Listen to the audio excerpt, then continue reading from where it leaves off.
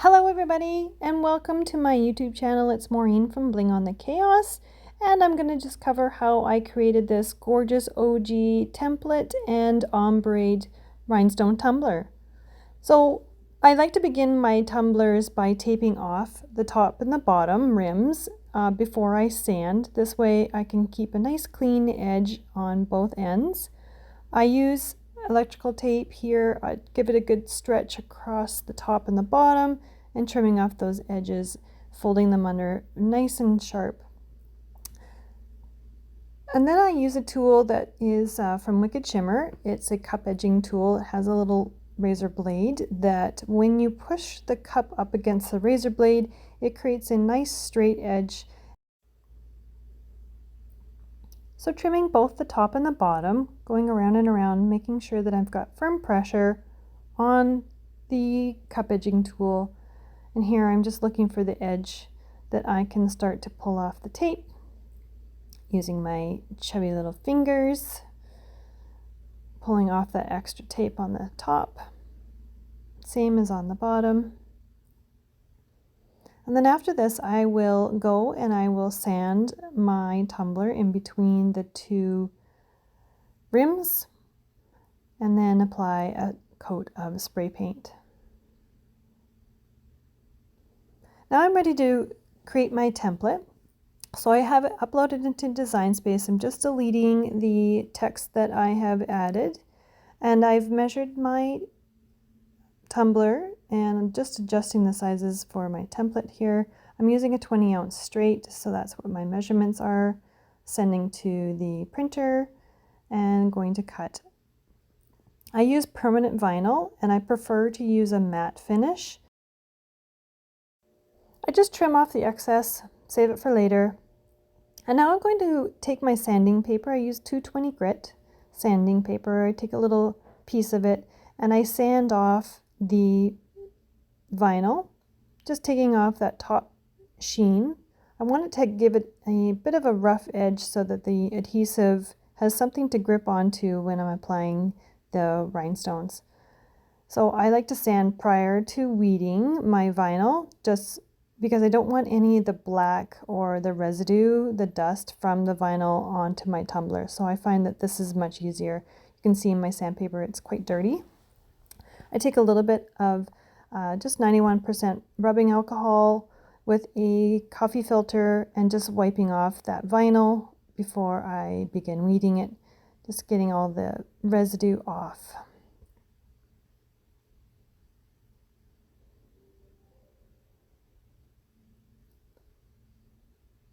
Again, I'm using permanent vinyl from Oracle.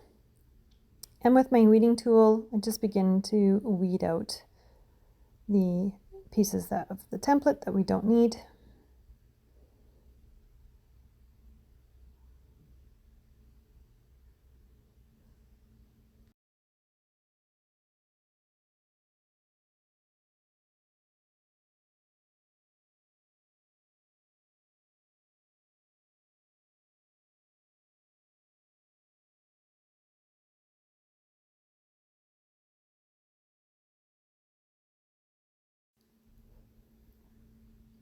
Now I'm going to use a transfer paper that is clear. I'm just using a little bit of painter's tape to stick down that template so it doesn't slide around on me when I'm applying my transfer paper. This is optional, of course. I just have a slight curve to mine, so I thought it might slip around on me. And just using one piece of transfer paper, I just apply it using my tool to make sure that all the bubbles are out.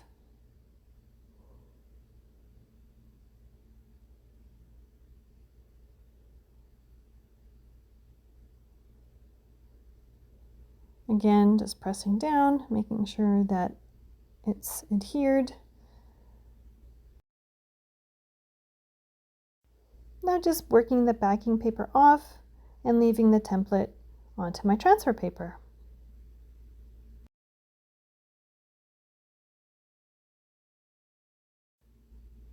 Now I'm just putting a clear backing onto that transfer paper and I'm going to be applying it to my tumbler.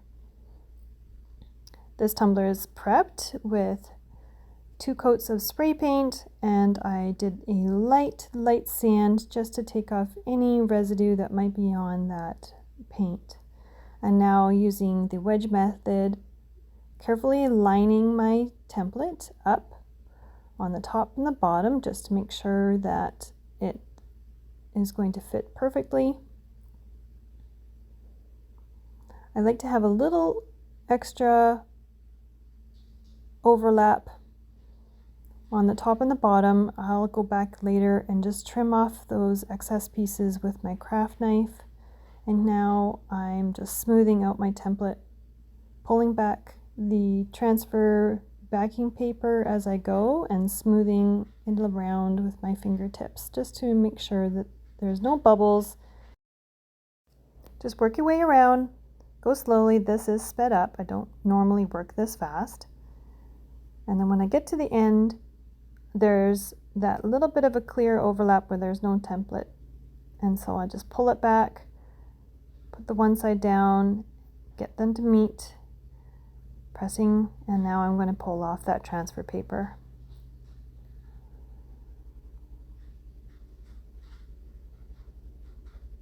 Saving my transfer paper. And there we go.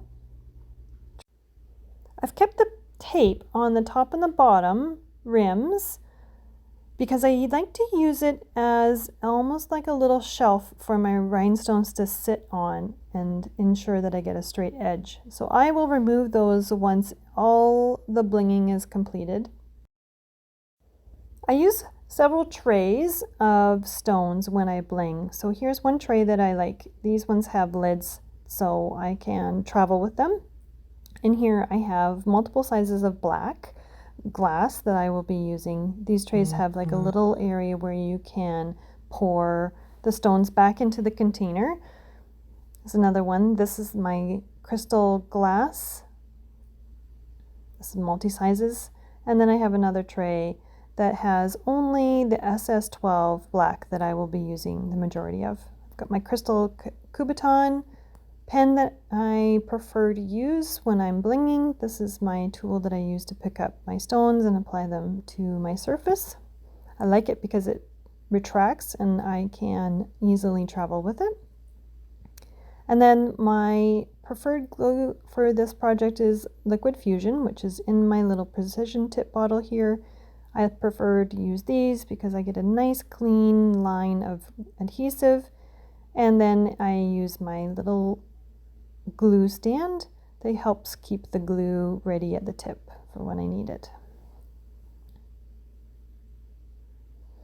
Now, beginning blinging here, I like to just do a fine line of the Liquid Fusion, and I'm only applying it to the black template that I applied. Now, my choice for sizes of stones is that when the lines meet, where the point comes together, I put in a SS20. And then right below it, I put a SS16. And then as the lines split into the pattern, from the SS20, I will do one SS16 on either side, and then I move into SS12s for the majority of the line.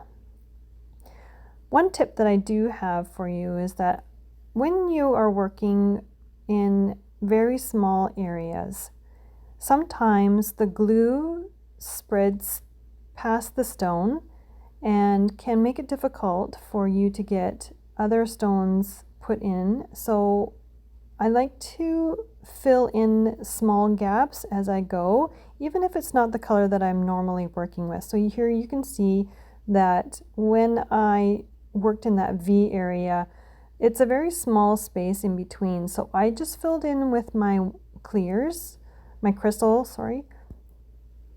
while I was working, because I didn't want any of the glue to dry and then make it difficult for me to get the stones in at a later time. So I just went and made sure that those crystal glass are in that groove, in that small space, and will make it easier for me later on. So here I'm just working in order. So these are SS12s for the majority, and then once I get close to that V, I put in an SS16, and then where the point meets, where the two lines meet, I put an SS20.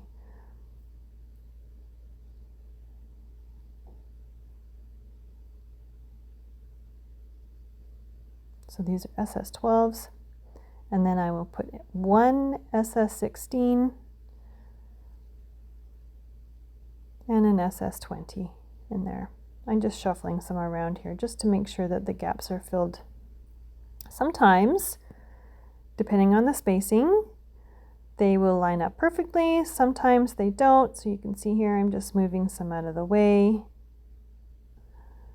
and then just sliding them around so that they fit.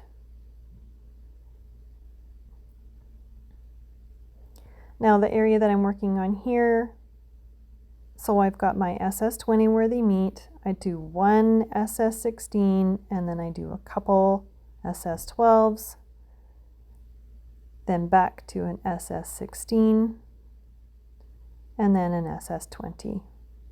And then the SS16s on either side as I work up that split again.